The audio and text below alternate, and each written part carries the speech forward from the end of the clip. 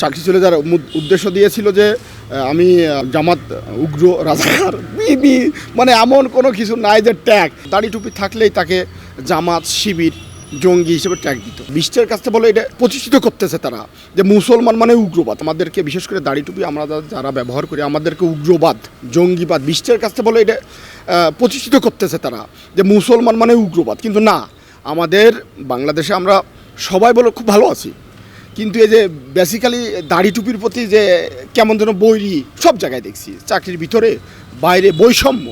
বৈষম্য কেন? দাড়ি টুপি থাকলেই তাকে জামাত শিবির জঙ্গি হিসেবে ট্যাগ দিত, এরকম আমারও দেশে।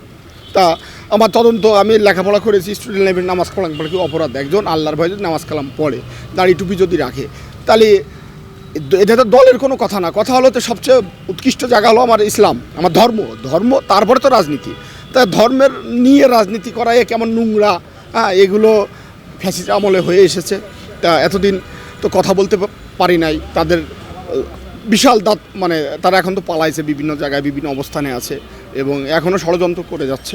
বাংলাদেশের প্রথম 5D AI ইনভার্টার যুক্ত সর্বোচ্চ বিদ্যুৎ সাশ্রয়ী যমুনা এয়ার কন্ডিশন। ঘটনাটাই আমার যখন ফেলে দিয়ে চলে আসলাম, তারপর বলছি সোশ্যাল মিডিয়াতে শুনলাম যে উনি আমার বিরুদ্ধে একটা এলিগেশন, একটা জিডি করেছে, অভিযোগ না জিডি।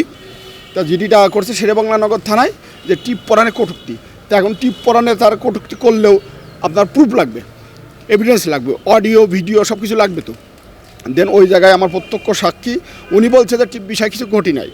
দ্যাটস 2 বিশিষ্ট তদন্ত কমিটি, তারাও বলছে যে টিপ বিষয়ে কোনো কটূক্তির প্রমাণ পাওয়া যায় না। তাহলে আমার অপরাধ কোথায়? আমার তো অপরাধ নেই, কিন্তু জোর করে ওই সময় আমাদের পুলিশের মধ্যেও বলো এক ধরনের উগ্রবাদ ছিল, যেগুলো এখন পালাইছে বিভিন্ন জায়গায়।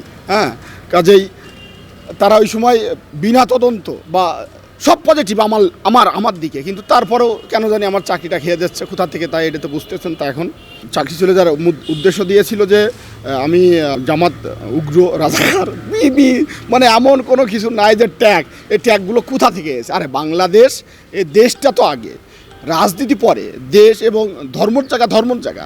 তাই বলে এই নিয়ে যে রাজনীতি, তারপরে দিল ট্যাগ দেওয়ার পরবর্তীতে সোশ্যাল মিডিয়ায় যে এরা না জেনেই, দেখেন আপনি অপরাধ আমি তো করিনি, প্রমাণ আছে আমার, তারপরেও না জেনে তারা আবার পোস্ট দিয়ে বিভিন্ন ক্যাপশন, তার ছেলে মানুষ, বিভিন্ন অ্যাক্টার, ওই যে আপনার সাজু খাদেম দিয়ে আরও অনেকেই, এবং আরও যে সাইমন সাদেক, যে অনেকগুলো আছে, নাম আছে আমার কাছে এখন সব।